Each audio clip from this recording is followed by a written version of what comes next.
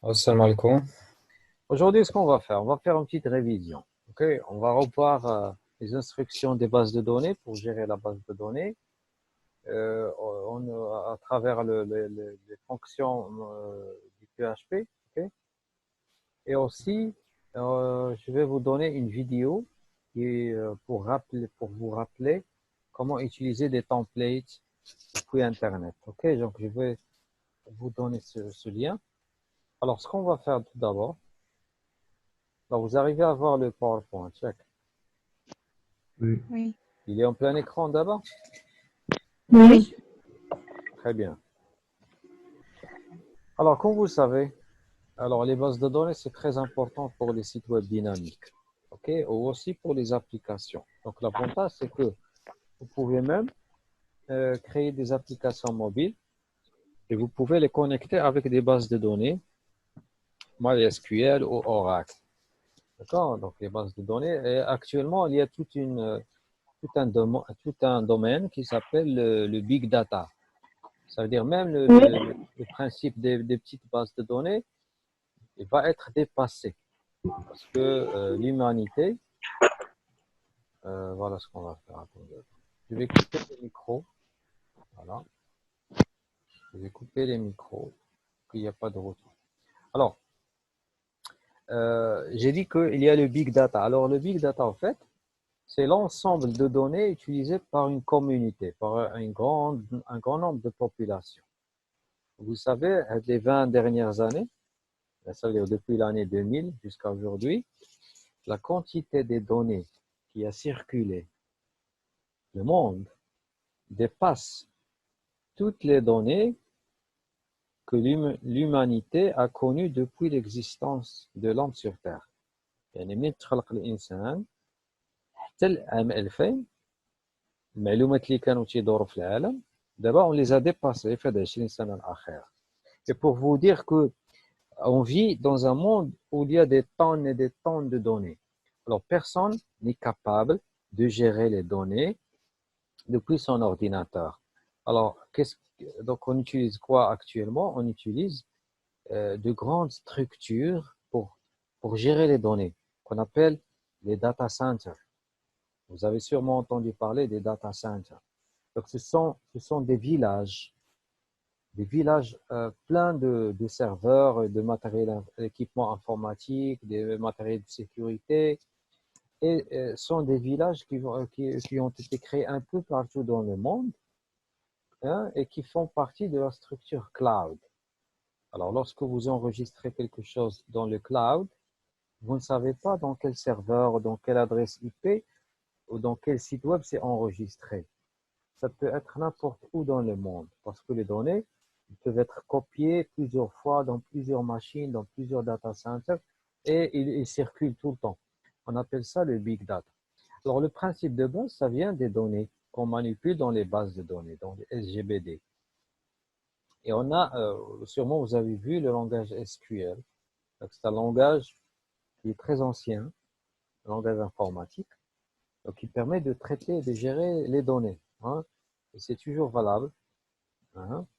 On ne sait pas dans le futur, est-ce qu'il va toujours exister le SQL, parce que actuellement, avec le phénomène du big data, on se penche vers la simplicité de données. On essaie de rendre les données simples en utilisant le NoSQL, en utilisant le JSON. D'accord? Il y a plusieurs technologies. Il y a le langage Link. D'accord? On essaie d'éviter le SQL au maximum. OK? Alors, dans notre étude en PHP, donc on a vu certaines fonctions. Donc, ce que vous avez là, ce sont des fonctions classiques. Alors, vous allez ajouter juste le i. Il manque le i ici parce que les fonctions, elles existaient depuis longtemps. D'accord? Donc, on connaît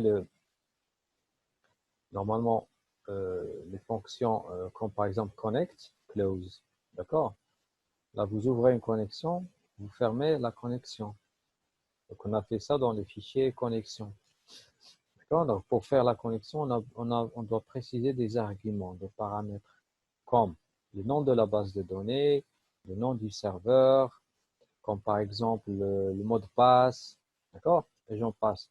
Donc, ce genre d'information, on doit normalement l'insérer avant de se connecter à une base de données. Donc, une fois qu'on a terminé, on doit absolument fermer la connexion en utilisant la fonction close. Alors, si vous ne fermez pas la connexion, les autres utilisateurs ne pourront pas utiliser la base de données parce qu'elle est toujours suspendue. D'accord? Vous devez fermer cette base. Plutôt cette connexion. Alors, on a aussi MySQL error, la connection, error connection, connect error. Alors, cette fonction, elle va vous décrire, elle va vous expliquer qu'est-ce qui se passe, quelle est l'erreur qui s'est produite au moment de connexion. Qu'est-ce qui s'est passé exactement? Elle va vous l'expliquer. Alors, il y a les fetch. Donc, il y a le fetch ASOC, on a vu, et il y a le fetch array. Donc, presque elles sont pareilles. Elles vont retourner des tableaux de données. Ça veut dire, si vous faites MySQL fetch array ou MySQL fetch ASOC, donc, ils vont lire dans une requête SQL, ils vont te ramener, par exemple, une ligne. Maintenant, Khadou Hamza, il a eu la note de 16 en PHP. Donc, une ligne, une information qu'on appelle le tuple. Tuple, en informatique, veut dire une ligne de données. D'accord? Une ligne de données. Comme j'ai dit, Khadou Hamza, maintenant habite, je ne sais pas, à Rabat, l'âge d'Elo, c'est de 18 ans, je ne sais pas quoi. Il a 16 en PHP. Donc, toute la ligne qui correspond à Hamza, qu'on appelle tuple. D'accord? Donc, fetch array ou fetch ASOC, ça permet de retourner des lignes d'enregistrement. Et souvent, on fait associer ça avec des boucles.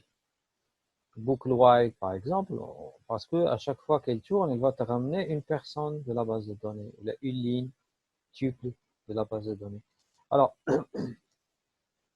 lorsque vous terminez la recherche d'une requête SQL avec fetch array, donc vous devez normalement libérer les résultats, libérer la mémoire des résultats que vous avez récupérés dans les tableaux. Donc, on utilise MySQL free result. Okay? Alors, vous pouvez aussi savoir combien il y a de lignes dans la requête. Par exemple, je veux sélectionner étoile from étudiant. Donc, je voudrais savoir quel est le nombre d'étudiants qui en a récupéré. Donc, il y a la fonction MySQL in mrows. Donc, elle permet de retourner le nombre de lignes du tuple dans le résultat. Alors, avant d'exécuter ça, fetch array par exemple, rows, etc., vous devez mettre en place le SQL. D'accord? MySQL equally, entre parenthèses, vous mettez le code SQL, select, insert, update, etc. Donc, ça permet normalement de lancer une requête SQL dans une base de données. Et n'oublions pas SelectDB. Une fois que vous avez ouvert la connexion, Connect, vous pouvez sélectionner la base de données.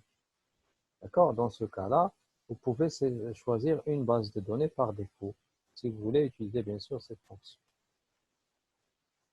Alors, voyons maintenant comment faire pour se connecter à une base de données.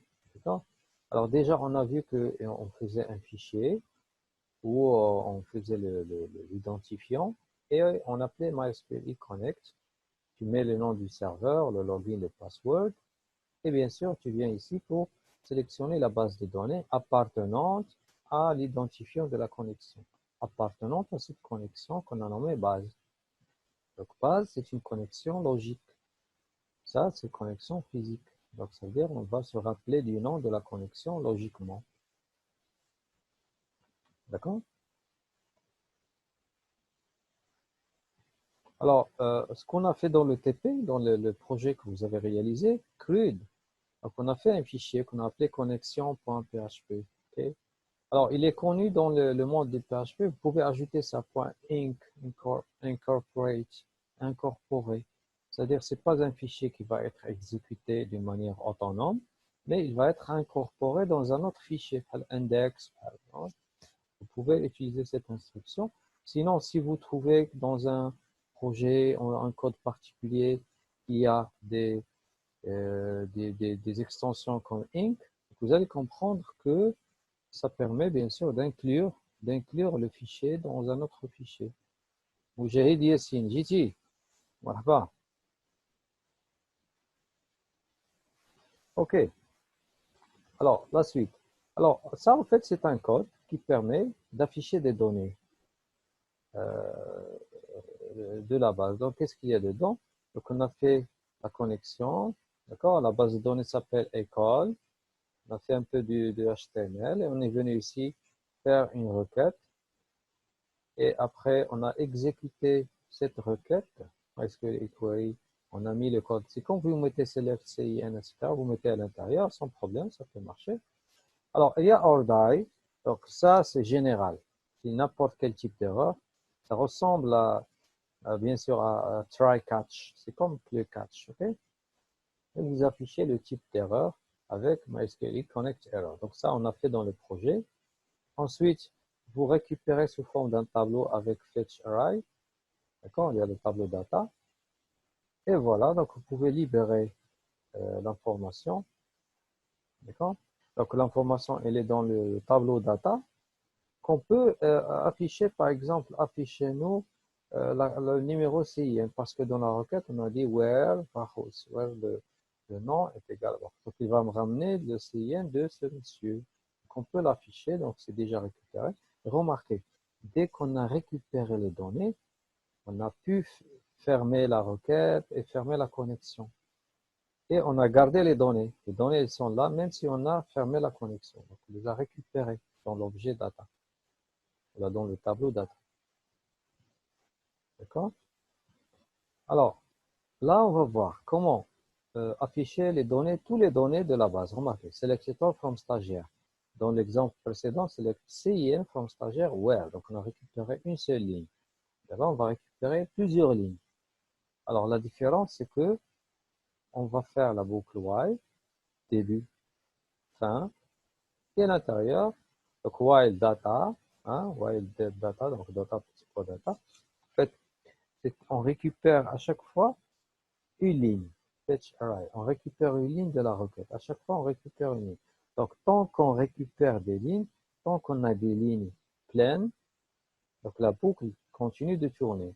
S'il n'y a plus de lignes, s'il n'y a plus de données, la boucle va s'arrêter. Donc, il va afficher le nom, suivi bien sûr. Donc, ça, c'est un titre. Et là, c'est là qu'il va écrire, par exemple, Khaddo, OK, et CIN, etc. OK, donc le titre et le numéro du CIN. Ensuite, on ferme. Donc ça, c'est un exemple pour qu'on puisse récupérer des données, plusieurs lignes, en utilisant une boucle while. Alors, qui peut me dire pourquoi on a fait while? Pourquoi on n'a pas fait for? Ou là, comment peut-on utiliser ici la boucle for? Est-ce que vous avez des idées? Pourquoi tout d'abord on a fait while? Et quelle est la différence entre while et for? Quand tu parles le nombre d'initiations. Exact. Exact. Donc, oui, qui d'autre peut expliquer? Monsieur, moi, je crois que on utilise la boucle for, c'est quand on sait déjà le nombre. Mhm. Euh, Nombre de fois. Nombre à par contre, répéter. while, Mhm. on sait pas Mhm. qu'on va s'arrêter. Exact.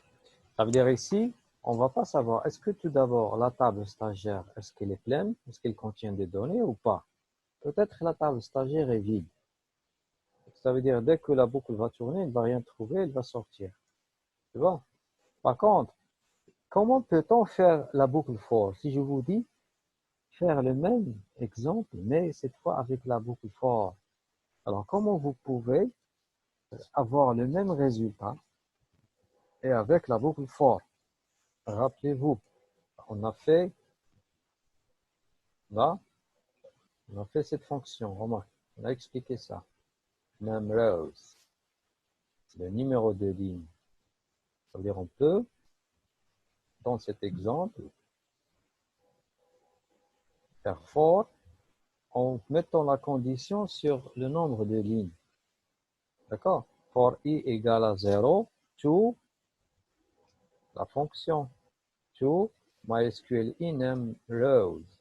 Donc, cette fonction va ramener combien il y a de lignes dans la base. Et la boucle for va commencer de 0, de la première ligne, jusqu'à la dernière ligne qu'on a récupérée en utilisant cette fonction. Donc, on peut utiliser la boucle for ici avec la fonction numRow, le nombre de lignes. Et elle va tourner tant qu'il y a des lignes. Donc, il va trouver qu'il y a des lignes, donc elle va tourner for 10 fois. Une seule ligne, elle va tourner une seule fois et sortir. D'accord?